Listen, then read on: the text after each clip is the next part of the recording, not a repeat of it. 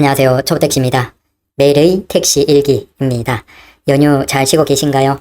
연휴 시작으로 쉬러 가시는 분들도 계시고 고향으로 가시는 분들도 계시고 아니면 손님들이 오는 분들도 계실 거고 연휴를 쉬지 않는 분들도 계실 거고 자, 다들 잘 쉬시고 연휴 잘 보내시고 일을 하시는 분들은 별일 없이 잘 하십시오. 저는 아마 일을 열심히 할 것 같습니다. 가족 만나러 갈지 안 갈지는 잘 모르겠습니다.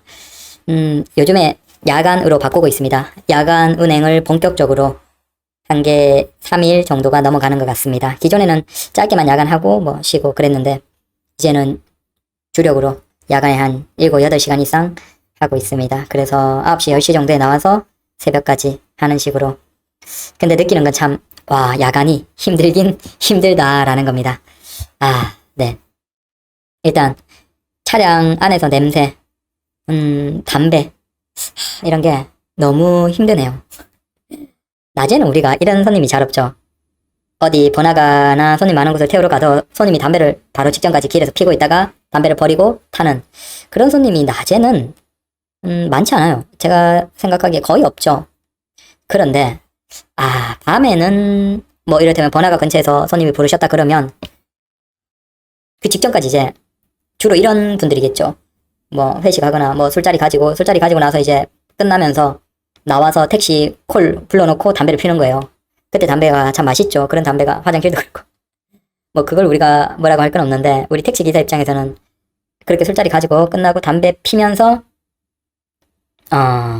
그러니까 담배 피고 택시 오면 어쩔 수 없이 이제 타시겠죠. 그러면 담배 버리고 바로 타면 와, 손님의 모든 몸부터 시작해서 모든 곳에서 이제 담배 냄새가 쩔어 있겠죠. 그 담배의 그 연기 그게 다 따라오니까.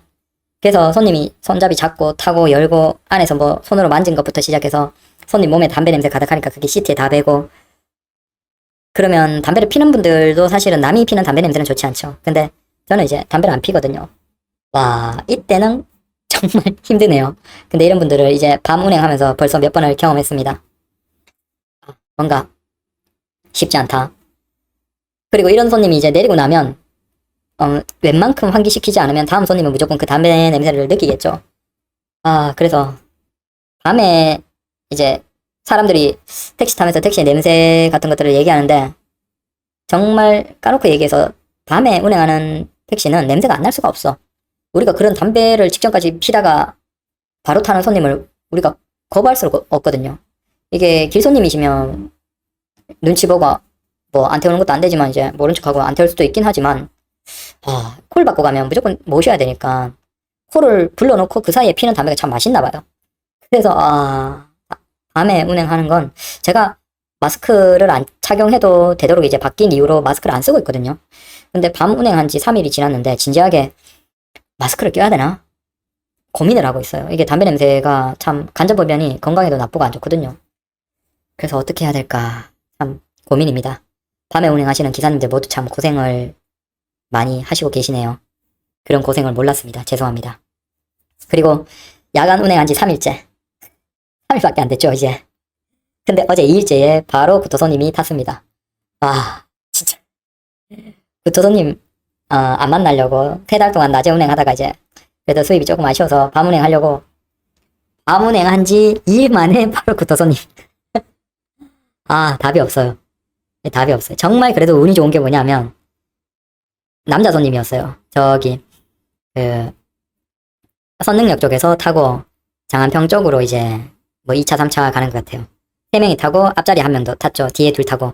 근데 조수석 뒷자리에 탄 사람이 토를 한 거예요. 근데 저는 토를 한지도 몰랐어요. 근데 아마 손님들은 알았던 것 같아요. 그걸 돈을 내야 될 수도 있으니까 그 손님이 정말 다행인 건 창문 열어달라고 해서 창문 열고 창문 밖으로 고개 내밀고 토를 했나봐요. 그래서 차에 옆에 그러니까 손님 타시는 그 밖에는 토가 쭉 묻어있고 창문에 살짝 묻어있고 다만 이제 실내로는 토를 안 했어요. 뭐 고맙다면 고맙다고 할 수 있고 근데 저는 이제 장안평에서 내리면서 사실 딱히 실내에는 뭐가 없으니까 냄새도 크게 못 느끼고 뭐 어차피 3명 다 술이 잔뜩이라서 그 술 냄새랑 이런 것 때문에 못 맡았을 수도 있고 그래서 모르는 상태에서 이제 내리고 돌아가는데 뭔가 좀 싸한 거예요. 그래서 한 100m 정도 가서 차 세워놓고 요거 일단 뭐 그래도 술손님이었고 좀 정리하고 닦고 뭐 더러울 수 있으니까 하면서 가자라고 하면서 내려서 보는데 실내는 괜찮아. 그래서 괜찮네. 뭐 그래도 뭐 술 냄새 나니까 시트 한번 닦기라도 하자 라면서 내리는데 뒤에 조수석 문 열려고 가니까 거기 토가 좋아. 그래서 참 어쩌겠습니까? 참, 뭐 이제는 일상일 건데 이걸 감수해야죠. 그래서 마음을 내려놓고 있습니다. 그리고 또 다른 사건. 택시 접을 뻔했습니다. 택시 진짜 야간 운행하고 이건 1일차인가 2일차인가 2일차 만에 택시를 접을 뻔했어요. 왜냐? 이건 또 저기 차병원 사거리 있죠? 차병원 사거리에서 저는 이제 저기 강남 그러니까 그 신논현역에서 올라오고 내려가서 차병원 사거리 신호에서 우회전해서 이제 역삼 쪽으로 내려가는 거죠. 내려가려고 하는데 신호가 있잖아요. 딱 걸렸겠죠? 그래서 저는 신호 첫 번째예요. 걸리고 그 신호등 불이 거의 이제 5초까지 갔어요. 5, 4 손님은 이미 그 길에 사람은 없고 횡단보도에 없고 그래서 3초, 2초에서 밟을까 말까라고 해서 일단은 그 브레이크 이제 오토홀드 돼 있기 때문에 악셀을 살짝 발을 한번 탁 쳤어요. 그러니까 꾹 밟은 건 아니고 탁 쳐서 이제 오토홀드 풀려고 탁 치고 갈까 말까 하는데 어떤 상황이냐. 여자가 심지어 자전거 따릉이 그거 타고 엄청나게 가는 거예요. 속도로 휙 지나가는 거예요. 한 3초, 2초 지나가는 시점에. 그 여자는 언덕 있죠. 삼성호텔 언덕 쪽에서 그 내리막을 내려온 거야. 내려오고 신호 보고 빨리 지나가겠다고 그걸 그 내리막에서 쎄를 밟고 온 거예요. 보행자 도로로. 그러면서 그 한 2초 남은 그 지점에 이제 횡단보도 진입하는 거예요. 제 바로 앞에. 그러니까 저는 오토홀드 풀려고 악셀을 탁 밟았는데 차가 움직이는데 여자 지나가니까 바로 다시 브레이크를 밟았죠. 그리고 여자는 2초 그 시점에 진입해서 이제 불을 바뀌었겠죠. 쌩 지나가는 거예요. 와, 진짜 등골이 오싹한 거예요. 그때 만약에 내가 그냥 악셀을 꾹 밟았다면 그 여자는 엄청나게 속도 밟으면서 내려오고 있었기 때문에 거의 박았으면 그 여자 아마 중상 이상이었겠죠. 그래서 섬뜩했던 거예요. 와. 그래서 한동안 정신을 좀 못 차렸습니다. 그냥 내가 바로 얼마 전에 판단해서 그냥 악셀을 밟았으면 지금 저 교차로에서 여자 막 피 흘리고 쓰러져 있고 내가 어떻게 해야 될지 몰라서 막 당황하는 그 상황을 상상을 하니까 막 너무 섬뜩한 거예요.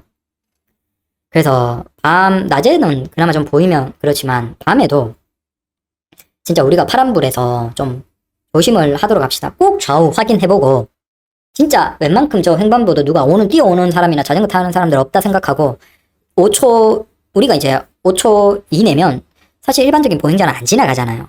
그럼 지나가지 않는다 생각하고 방심하고 밟았다가 진짜 이건 횡단보도 근데 녹색불이거든. 늦게 진입했던 상관없이 무조건 녹색불에서 일단은 우리가 자동차대 뭐 자전거나 자동차대 사람 사고 나면 무조건 우리 책임이에요.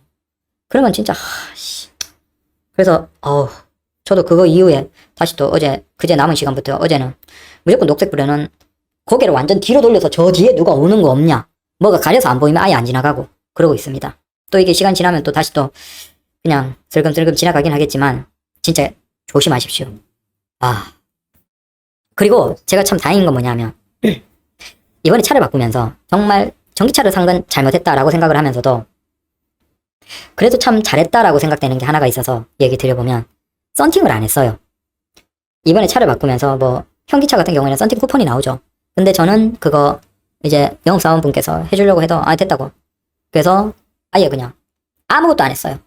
블랙박스는 작업을 했죠.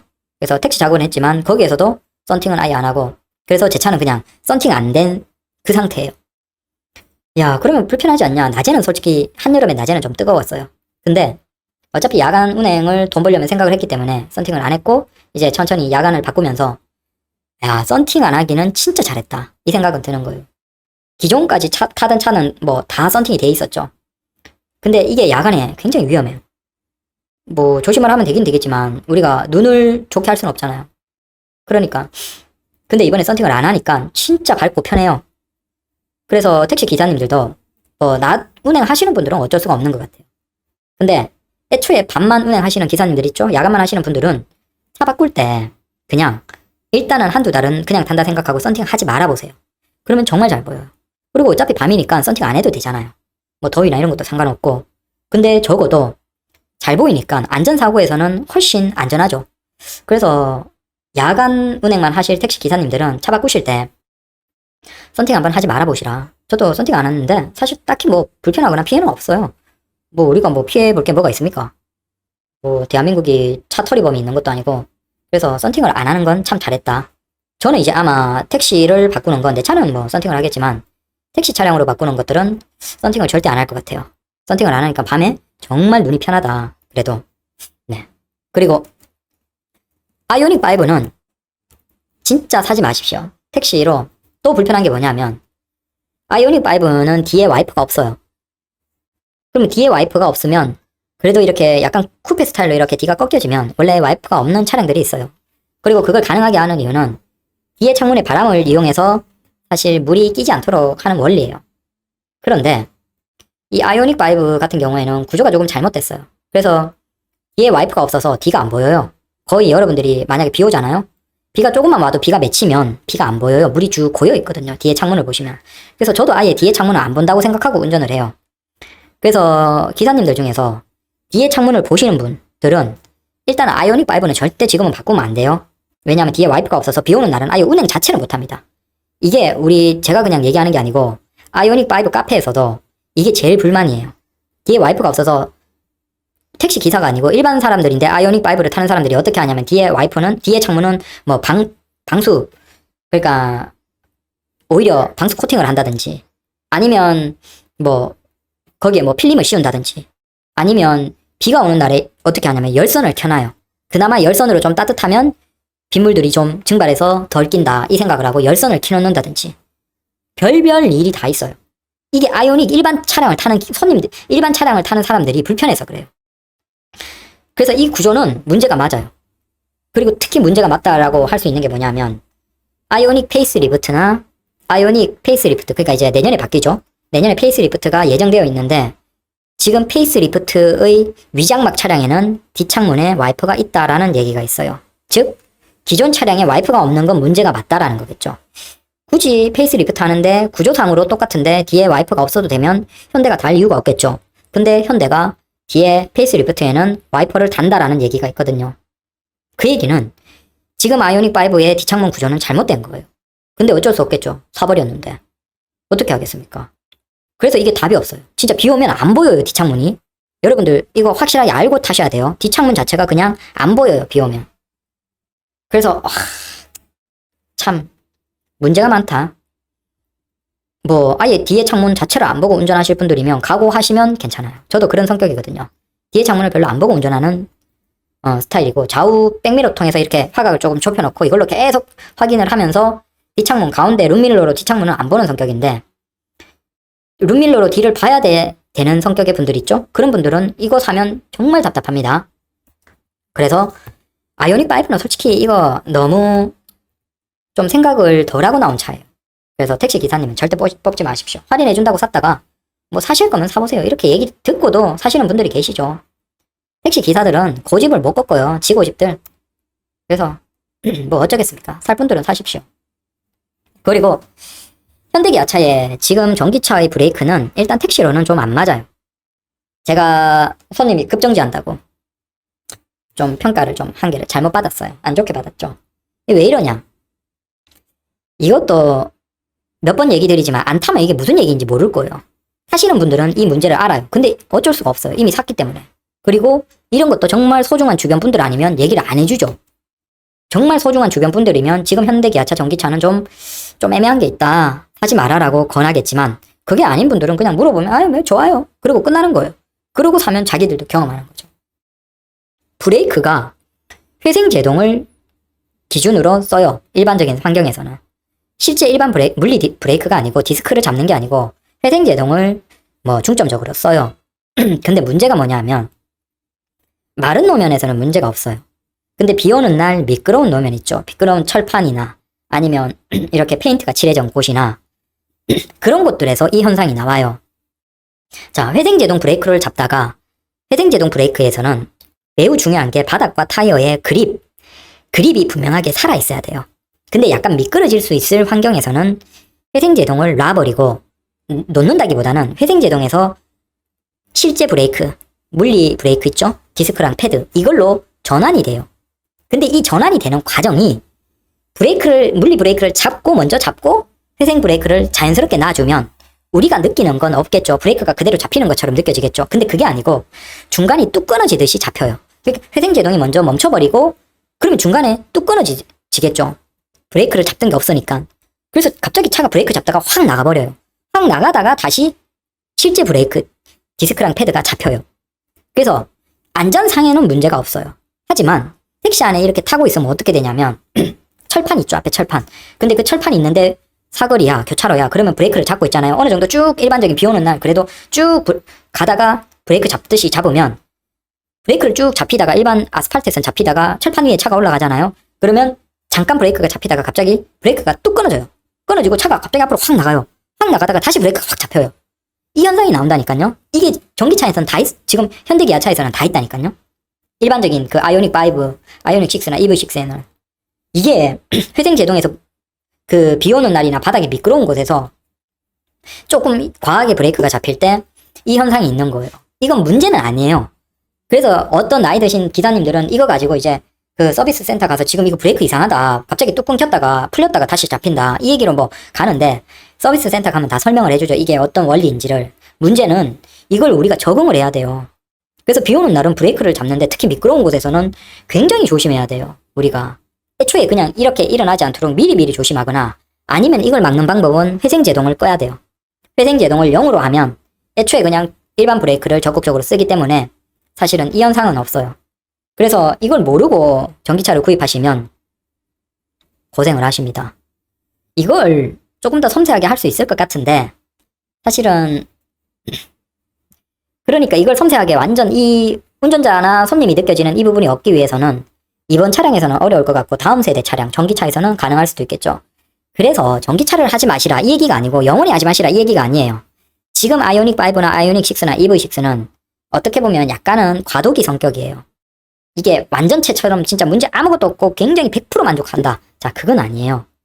특히 우리는 차에 굉장히 많이 있어야 되고 이용하고 운전해야 되기 때문에 아쉬운 부분이 있어서 그래서 전기차를 전기 택시를 하십시오 하시더라도 이번 세대 차량은 현대 기아차는 하지 마시고 이거 넘어서 이제 내년에 페이스리프트도 중요한 게 아니고 풀체인지 되는데 그러면 한 2년에서 2년 반 뒤에 신형이 나오면 그때 이제 그 정도면 거의 문제없이 전기차가 거의 이제 좋아질 거예요. 가격도 이제 뭐 아주 합리적인 뭐 3천 초반이나 2천 후반까지 내려왔겠죠. 그러면 그때 바꾸시라는 거예요. 지금 바꾸시지 마시고 지금 차는 굳이 바꾸실 필요가 없어요. 그래서 지금 제가 만약에 소나타 한 3년 5년 정도 됐다. 저는 그거 소나타 계속 탑니다. 저는 이걸 경험해봤잖아요. 그리고 지금 만약에 소나타로 5년 정도 됐다? 저는 소나타 그거 잘 관리하면서 오히려 엔진 오일 자주 갈아주면서 한 8년 9년까지 꽉 채워서 탄다 생각하고 물론 뭐 10 이상도 할 수 있겠지만 적어도 뭐 7년에서 연장해서 9년까지 꽉 채워 탄다 생각하고 무조건 소나타 합니다. 제가 지금 소나타 5년 된 거 혹은 그랜저 한 3년 된 거 그거 2개 있고 아이오닉 5 이거 똑같이 있다. 그리고 돈 돌려준다라고 하면 저 아이오닉 5 이거 당장 처분하고 소나타 그랜저 탑니다. 네. 지금 이거 팔면 손해가 어마어마해요. 중고 가격이 이제 엄청 떨어져서 팔지도 못하죠. 그래서 이번 세대는 뛰어넘고 다음 세대 사세요. 다음 세대. 한 2년 반에서 3년 지나면 이제 다음 세대 전기차가 한 2천 후반에서 3천 초반 그랜저 가격보다 싸게 나올 거예요. 그러면 그때부터는 이제 진짜 우리가 전기 택시만으로 해도 된다라는 겁니다. 그래서 참 차 살 때 그랜저 뽑을까 아니면 K8 뽑을까 아니면 하이브리드 K5나 소나타를 뽑을까 그것도 잠깐 고민했었는데 지금 생각하면 참 후회가 돼요. 그때 그냥 그랜저나 이런 거 뽑았으면 참 편하게 그냥 타고 다녔을 텐데 뭐하러 전기차 이거. 그렇습니다. 그래서 연휴입니다. 저도 이제 낮에 운행 좀 하고 좀 쉬다가 또 밤에 운행하고 열심히 돈 벌고 하겠습니다. 밤에 적응하는 게 여러분들도 밤에 적응 잘 하시고 낮에 운행하시는 분들도 잘 하시고 돈 많이 버시고 연휴에 가족과 행복하게 지내시고 다들 택시 운전 잘 하십시오. 감사합니다.